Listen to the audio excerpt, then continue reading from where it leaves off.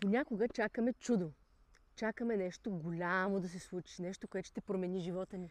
И не забелязваме, че то вече се случва. Мечтаем си, например, за дом. Години наред си мечтаем, но няма средства, няма условия, няма как. И после, без да усещаме, започват да се нареждат малките неща. Една среща, една идея, едно неочаквано решение. И изведнъж се оказва, че сме точно там, където сме си мечтали да бъдем. Чудесата не идват с фанфари. Те идват тихо, когато сме готови да ги чуем. Когато сме благодарни за малкото, животът започва да ни дава повече. Толкова често чакаме нещо извън нас да се случи, че не забелязваме, че чудото вече се случва вътре в нас. С мисълта, с вярата и с начина, по който започваме да гледаме живота.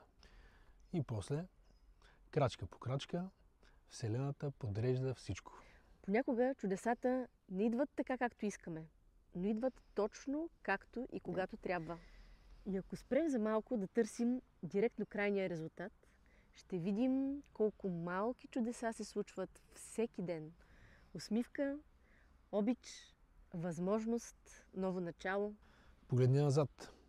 Колко неща имаш днес, за които се сещаш, че някога си мечтал? Може би живееш в твоето чудо. Спри за миг. Виж, благодари. Спомни си за едно свое чудо, голямо или малко, и го сподели с нас в коментарите. Защото, когато говорим за чудеса, ние им помагаме да се множат. Чудесата се случват тихо, виж ги, благодари им и вярвай.